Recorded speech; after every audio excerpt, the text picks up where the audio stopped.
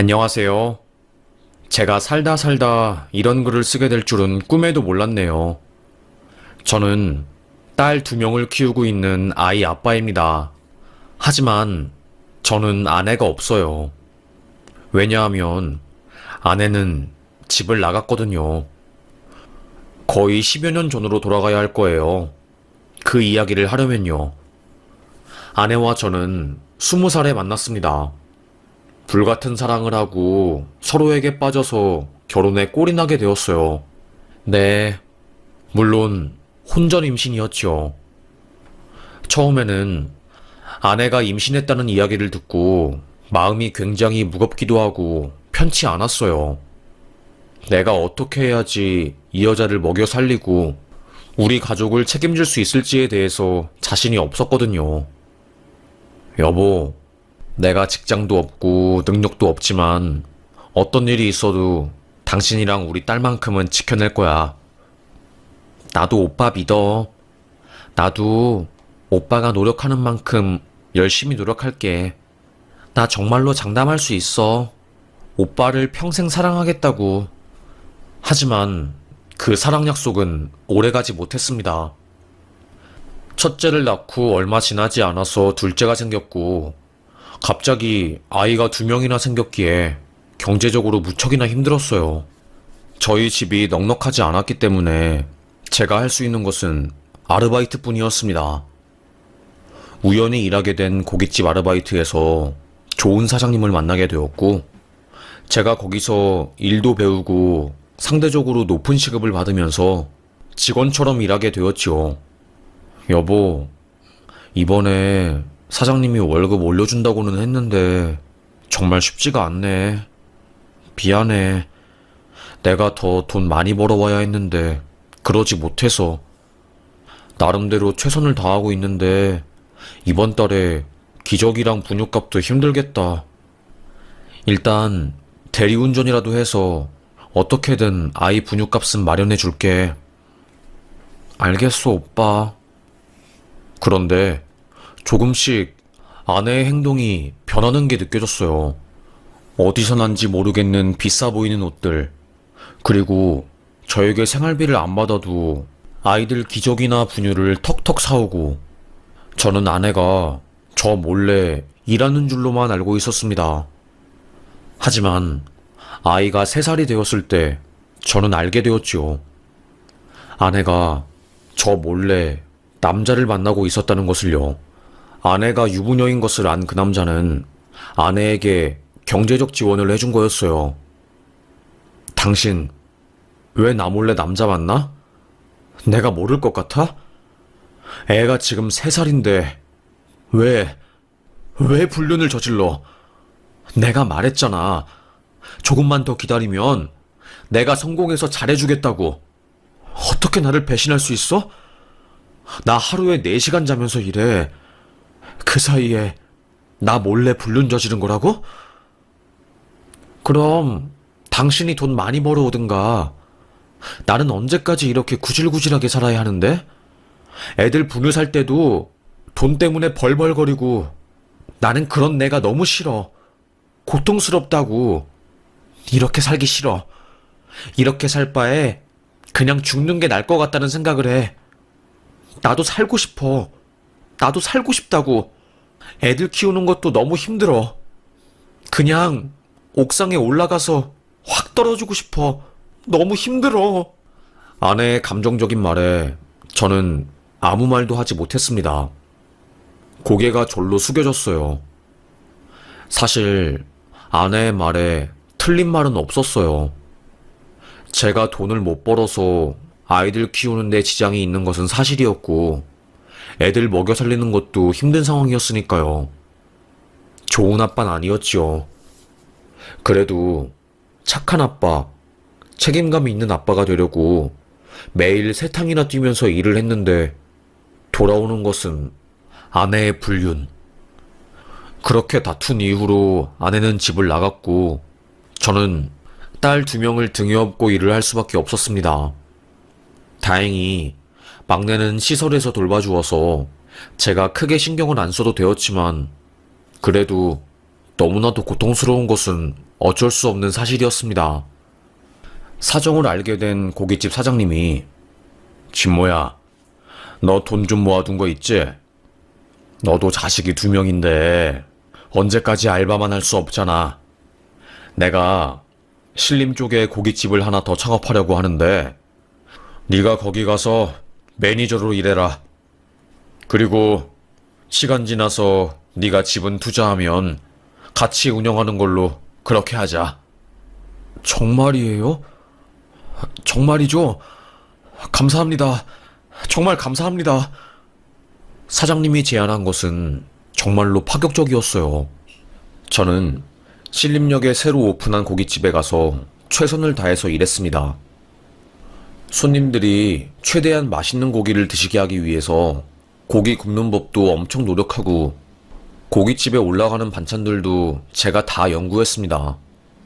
생마늘 간 것에다가 꿀이랑 매실 섞어서 누린내 잡는 양념장으로 쓰기도 하고 깻잎이랑 청양고추랑 베트남 향신료 살짝 넣어가지고 입맛을 돋게 할 수 있는 쌈장 같은 것도 만들었지요.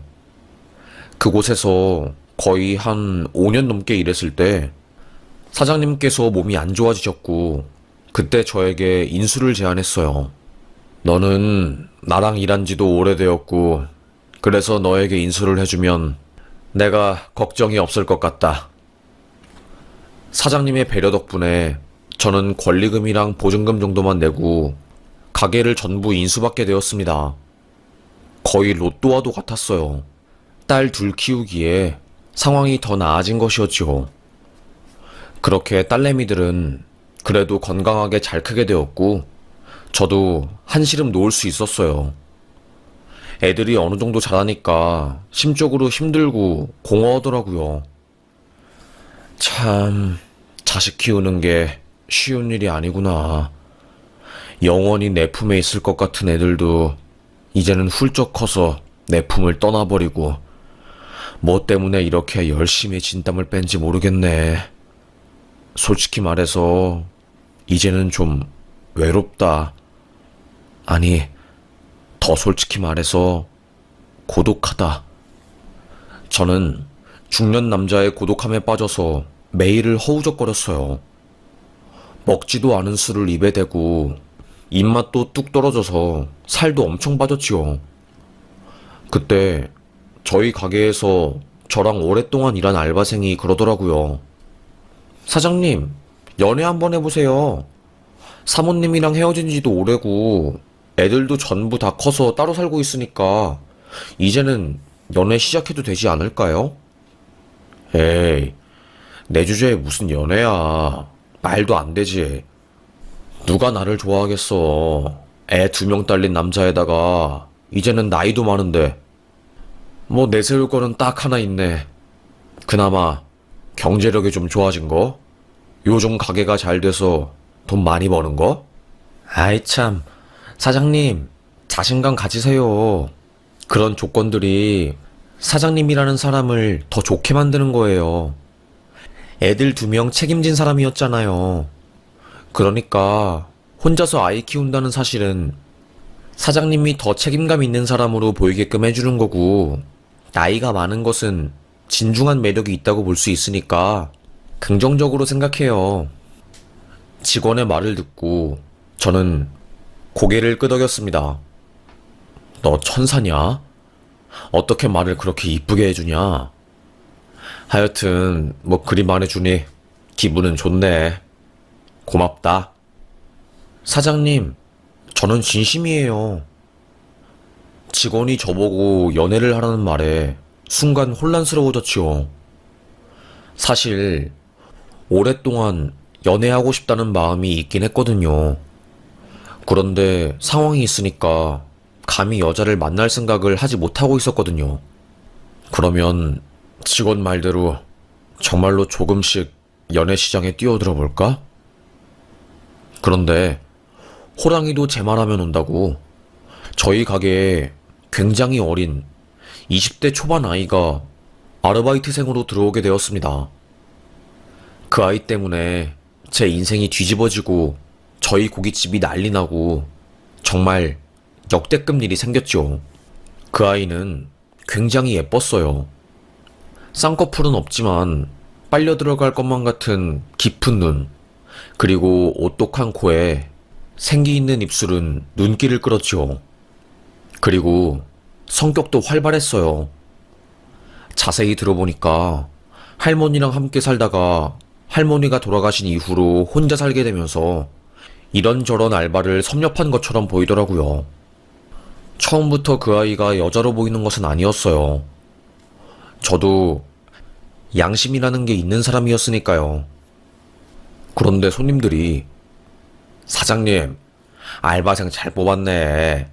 싹싹하고 얼굴도 이쁘니 알바생 얼굴이라도 한 번 더 보고 싶어서 자꾸 오게 된다니까. 그런가요? 아이고, 아주 그럼 우리 가게에 복덩이가 들어온 거네요. 손님들이 알바생이 이쁘다고 칭찬하고 덕분에 가게에 온다고 말을 하니까 저도 기분이 좋아졌습니다. 그리고 그 아이에게 한 번 더 눈길이 가게 되고 그랬어요. 그러다가 저희 가게 직원들과 회식을 할 때 제가 그 아이와 결정적으로 감정을 나누게 된 일이 생겼어요. 술에 취한 그 알바생은 사장님, 멋있어요. 뭔가 다른 나이 많은 사람들이랑은 달라 보이는 그런 게 있어요. 아이고, 우리 알바생이 또 사장님 비행기 태우네. 진짠데? 진심인데요? 그렇게 술을 마시다가 애들이 다 취하고 저는 하나둘씩 택시에 태워서 집에 보냈어요. 그런데 마지막으로 그 여자 알바생을 데려다 주려고 하는데 갑자기 저에게 사장님은 저 어때요? 어? 그냥 어여쁜 알바생이지. 갑자기 왜?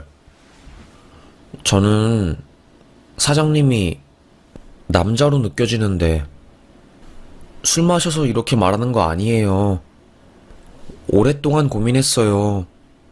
손님들이랑 트러블 있을 때 제 편 들어주고 저 지켜주시고 그리고 열심히 일하시는 그 모습이 뭔가 저에게 큰 매력으로 다가왔나 봐요.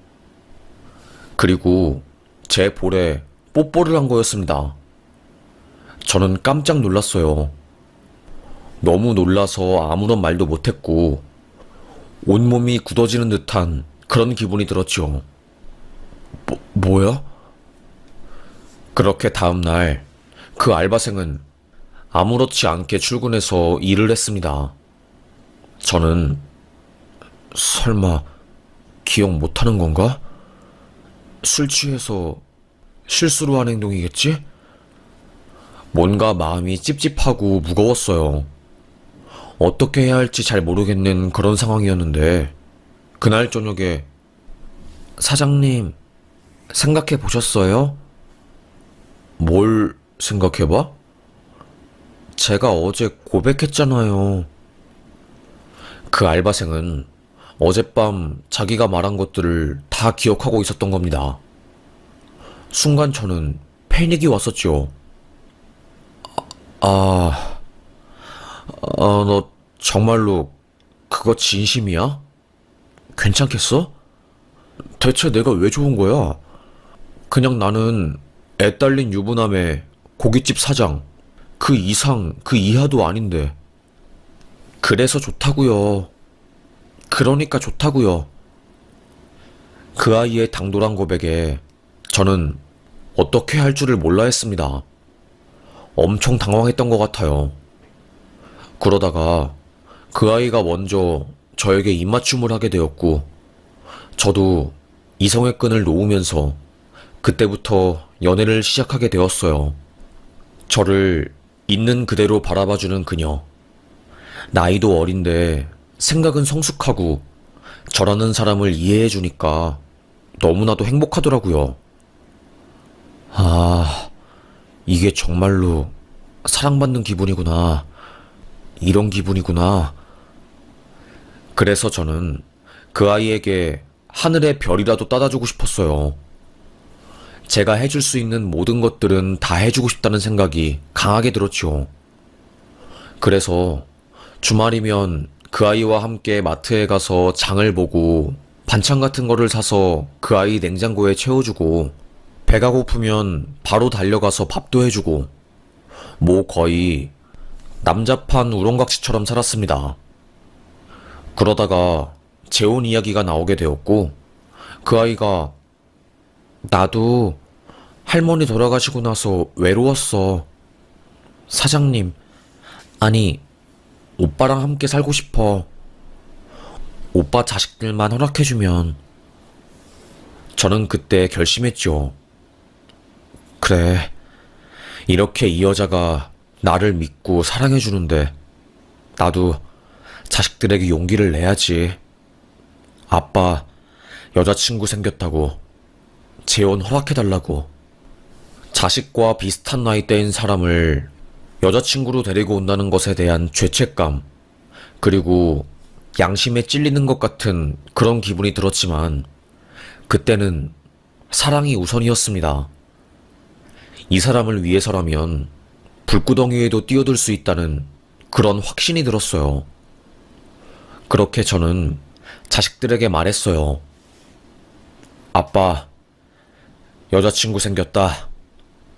아빠가 너네들 키운다고 오랜 시간 혼자 지내고 그랬는데 이제는 너네가 출가하고 나니까 씁쓸하고 외롭기도 해서 아빠도 짝을 찾아서 떠나고 싶다. 이제는 행복하게 살고 싶어. 말년에는 외롭지 않고 행복하게 살고 싶다. 딸들은 제가 여자친구가 생겼다는 말에 엄청 좋아했어요. 당연하지, 아빠. 아빠도 이제는 아빠 인생, 아빠가 아닌 남자로서의 인생 살아야지. 그러면 여자친구 우리한테 소개해줘. 그때까지만 해도 저는 애들한테 제 여자친구 나이를 밝히지 못했어요. 띠동갑이 넘었으니까 저도 양심에 찔려서 쉽사리 말하지는 못하겠더라고요. 그래서 직접 만나서 이야기를 나누고 말을 하려고 했죠. 날짜를 잡았습니다. 어떻게 보면 상견례 같은 느낌이었죠. 가슴이 두근두근 거렸습니다. 여자친구에게 딸들과 한번 만나자고 이야기를 하고 날짜와 장소를 잡았어요. 시간이 흘러 딸들에게 여자친구를 소개해주는 날이 오게 되었고 저는 택시를 타고 그 장소에 가고 있었습니다. 저희 집에서 거의 1시간 정도 걸리는 곳이었으니까요. 아니, 손님은 무슨 일이 있길래 입이 귀에 걸리셨습니까? 엄청 좋은 일이 있으신가 봐요.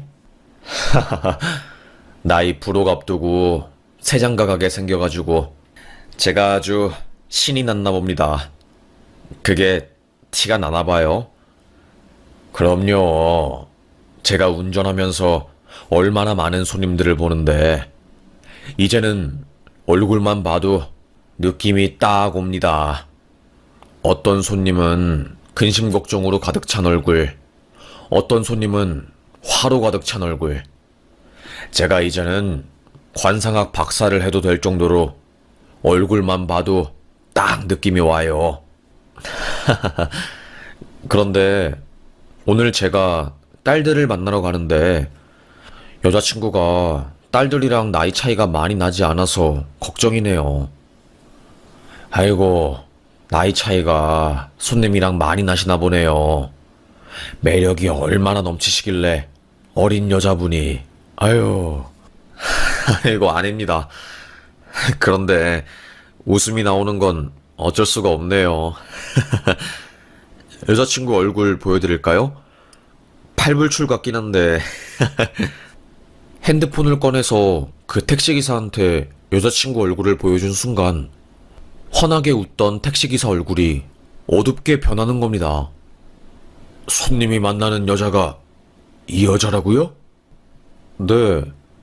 무슨 일이라도 있습니까? 무슨 문제라도 있는 건지. 그때 택시기사가 저에게 이름이 현숙 아니에요? 현숙이? 저는 너무 놀랐습니다. 아니, 제 와이프 될 사람 이름은 어떻게 하신 겁니까? 아니, 어떻게 이름하신 거지? 와, 진짜 여우가 따로 없네. 이 여자, 이 여자 당장 버리고 파혼하세요. 소름 끼치네. 갑자기 택시기사는 그 말을 하더니 도로 한가운데에서 차를 끼익 돌리더니 갓길에 주차를 하고서는 저에게 이 여자 때문에 내 딸 인생이 파탄났어요. 행복하게 결혼 생활하던 내 딸 인생이 개판나고 사위랑 이혼하고 우리 집도 한동안 눈물바다였다고. 저는 이게 어찌된 일인지 알 수가 없었어요. 갑자기 무슨 말을 하는 것인지, 왜 그런 소리를 하는 것인지, 영문을 몰랐지요. 아니, 자세히 좀 말해주세요. 현숙이가 뭐가 어쨌길래. 알고 보니 제 여자친구는 저를 만나기 전에 미용학원을 다녔던 거예요. 그 미용학원 사장님이 택시기사분의 사위였고, 거기서 제 여친과 그 사장님이 불륜을 저지른 거였죠. 그 학원에서 유명했나봐요. 유부남들이나 나이 많은 사람들이랑 사귀어서 금전적으로 이득을 보거나 아니면 집안 파탄 내는 거에 희열을 느끼는 여자라고요. 그래서 주변 또래 여자들이나 남자들은 그 아이를 상대를 안 해주니까 나이 많고 외로운 사람한테 접근을 해서 유부남 인생을 박살낸 거였어요. 택시기사 따님분이 그 사실을 알고 미용실에 가서 소리 지르고 난리치고 상간녀 소송 걸고 장난 아니었다고 하더라고요. 그 소식을 들은 저도 무척이나 놀랐고요. 이런 일이 있었는지도 몰랐는데 소름이 끼쳤습니다. 그러면서 저에게 이거 제 딸이 상간녀 소송 걸어서 승소해서 받은 판결문이요.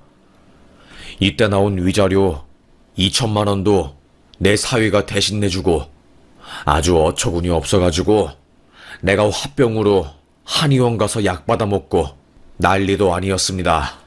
이 사실을 알고서도 이 여자랑 결혼할 거요? 근데 저는 그때 무슨 정신인지, 그런데 사실 이것도 일방적인 주장 아닙니까? 말씀해 주셔서 감사하지만 상황 자체가 너무 갑작스럽고 뜬금없기도 하고 그래서 여자친구 말도 들어보겠습니다. 일단 말해주셔서 감사합니다. 저는 택시에 내려서 다른 것을 타겠다고 말한 뒤 한동안 패닉 상태였어요. 하지만 10여 년 만에 저에게 찾아온 사랑이었기에 다른 사람들의 말을 듣고 그 여자를 놓치고 싶지 않았고, 그래서 모른 척하고 딸들을 만나러 갔습니다. 한식당에 도착한 제 여자친구를 본 딸들은 놀랐어요. 너무나도 어린 외모, 그리고 자기네들과 나이대가 비슷해 보이니까 당황했죠. 아빠가 오늘 여기 와서 말하려고 했어. 사실 너네들이랑 나이 차이가 별로 안 난다. 그렇지만 사랑은 숫자를 이길 수 있다고 생각해서 이렇게 소개를 한 거야. 딸들의 표정은 굳어졌습니다. 그날 거의 밥이 코로 들어가는지 입으로 들어가는지도 모른 채로 그렇게 만남은 마무리되었고, 그날 집에 가자마자 딸들이 아빠, 그래, 사랑하는 것은 좋아. 그런데 우리가 보기에 그 여자 인상이 진짜 너무너무 안 좋아. 안 만나면 안 돼? 아니, 만나더라도 결혼은 하지 마. 그래, 아빠. 사람 볼 줄 모르는 내가 봐도 그 여자 이상해. 얼굴은 이쁜데 눈빛이 좋지가 않아. 뭐라고 해야 하지? 뭔가를 숨기고 있는 여자 같아. 하지만 저는 사랑에 빠지고 콩깍지가 씌었기 때문에 아무런 말도 들리지 않았어요. 너네들이 그 여자를 아직 잘 몰라서 겉모습만 보고 판단하는 것 같다. 라면서 쉴드를 쳐주었지요. 그렇게 저는 모두의 반대를 무릅쓰고 그 여자와 사랑을 지속해 나갔습니다. 재혼식은 미루어졌어요. 그런데 일이 터지고야 말았지요. 저와 친하게 지내는 알바생이 저에게 갑자기 사장님, 이거를 진짜 말해야 하나 말아야 하나 어떻게 하지? 왜? 왜? 무슨 일인데 진모야? 아니, 현숙이에 대해서 말 안 한 게 있는데 사실 걔가 들어오고 나서 저희 정상금이 조금씩 마이너스가 났거든요. 그래서 제가 CCTV 돌려보니까 현숙이 걔가 마지막에 마감하고 정산할 때 10만 원씩 빼더라고요. 뭐? 그래? 그럴 나이가 아닌데.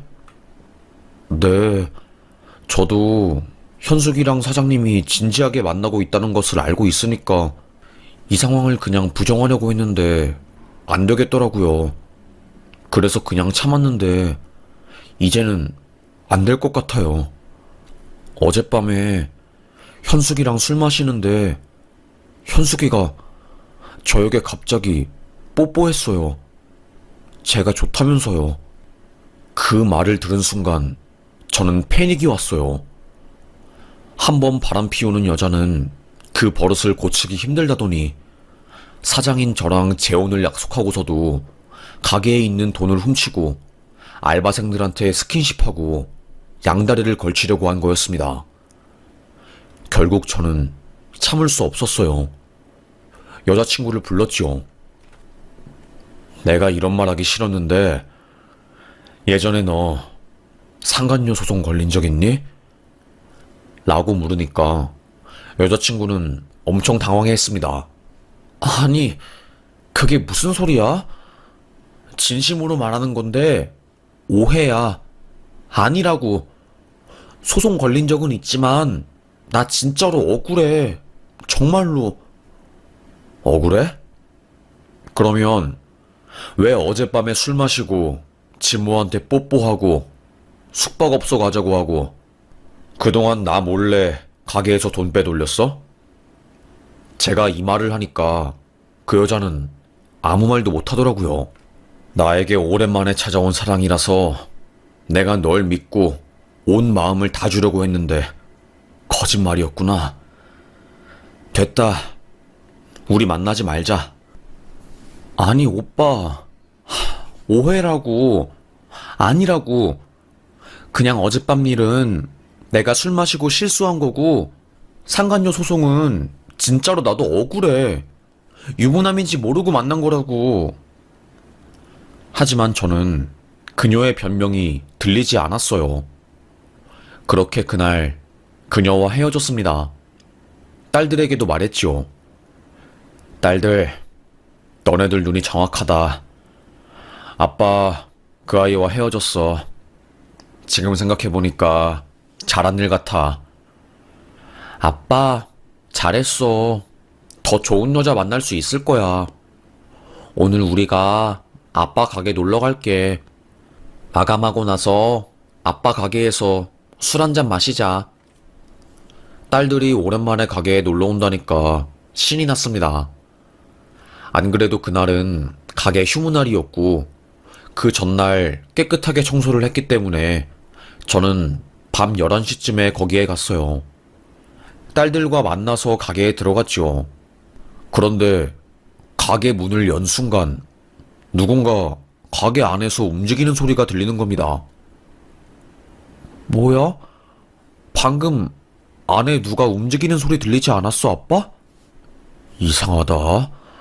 오늘 가게 쉬는 날이라서 누가 올 사람이 없는데 이상하네. 저와 딸은 긴장한 채로 가게 안에 들어갔습니다. 제가 대충 가게를 둘러봤을 때 사람은 없었어요. 그래서 저는 우리가 잘못 들었나 봐. 그때 작은 딸이 소리를 지르는 겁니다. 저는 깜짝 놀라서 왜? 무슨 일인데? 무슨 일 생겼어? 왜? 왜 그래? 계산대 밑에 있는 탁상에 그 여자가 숨어 있었던 거였어요. 뭐야? 너 여기서 뭐해? 미쳤어? 전 여자친구는 손에 돈 뭉치를 들고 있었어요. 알고 보니까 제가 헤어지자고 선언을 한 이후에 돈이라도 뺏자 싶어서 가게에 몰래 들어와서 포스기를 열고 그 안에 있는 현금을 들고 도망치려고 하다가 저와 제 딸들이 가게에 들어오니까 깜짝 놀라서 그 밑에 숨은 거였습니다. 와, 정말로 어처구니가 없더라고요. 말이 안 나왔습니다. 무슨 이런 일이 있나 싶었어요. 화도 나고 참을 수 없을 것 같은 분노도 치밀어 올랐습니다. 그때 제 딸이 너 미쳤냐? 그렇게 나이도 어린데 늙은 남자 만나려고 하는 마음에서부터 이미 알았다 나는. 너 이제 죽었어 진짜?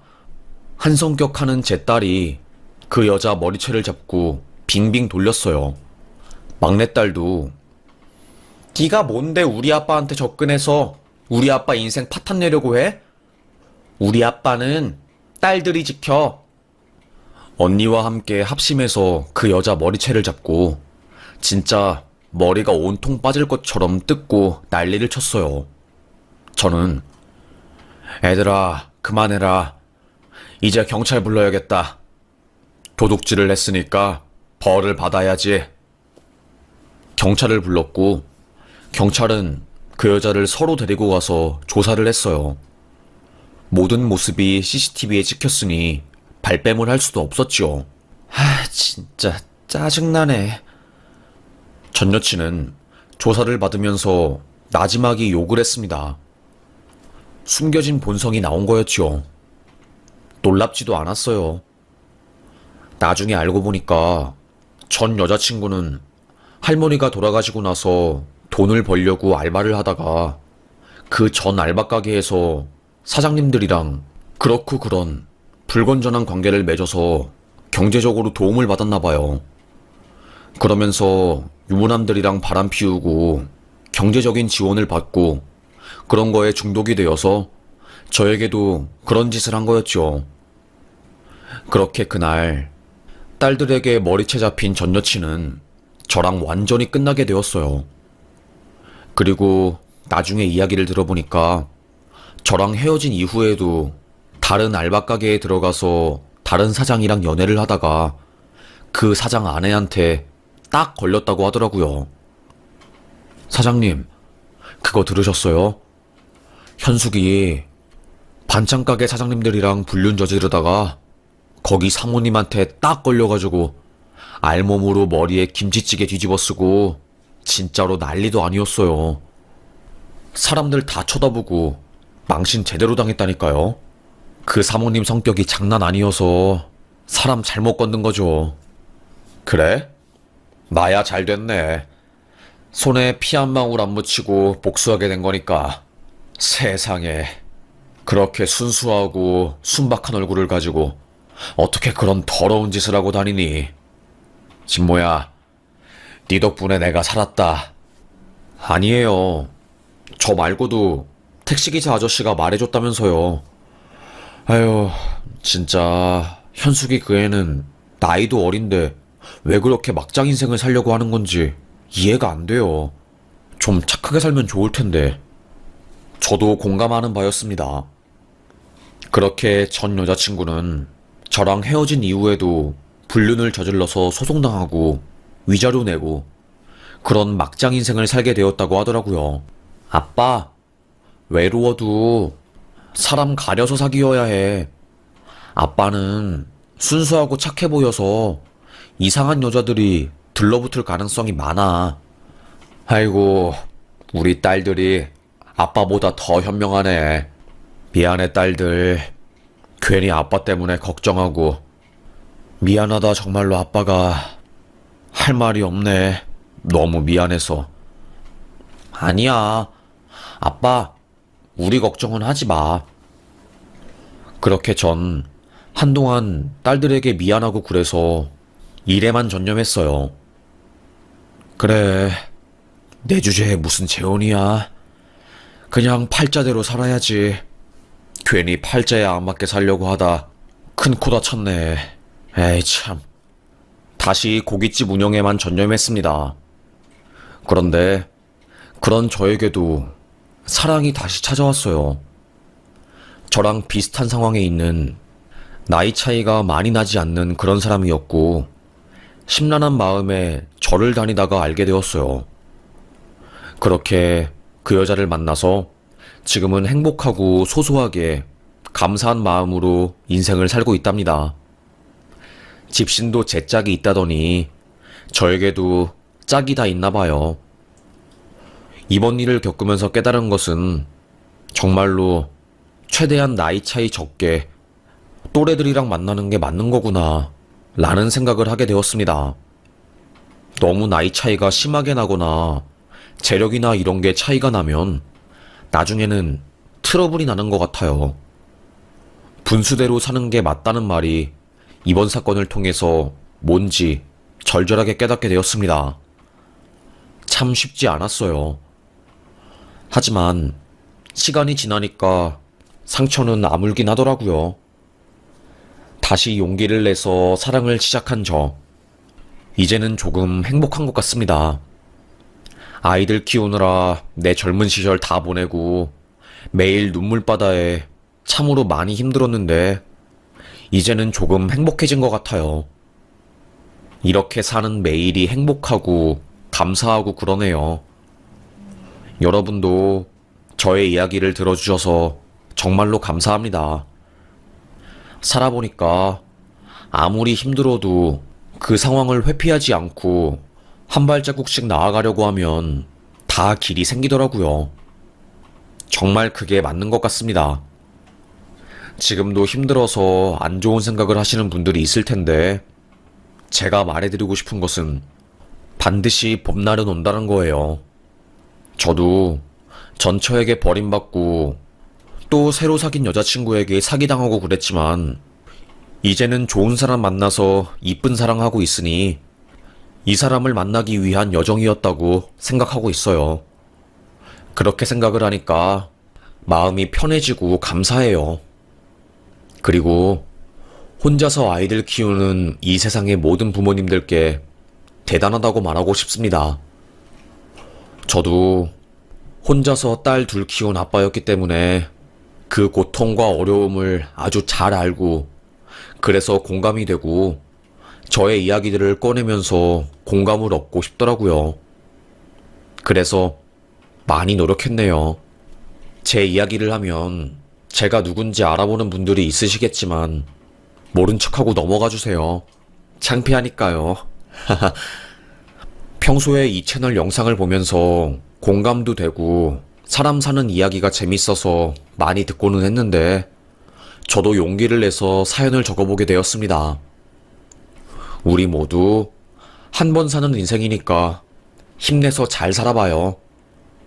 그럼 저는 여기서 사연 마무리하겠습니다.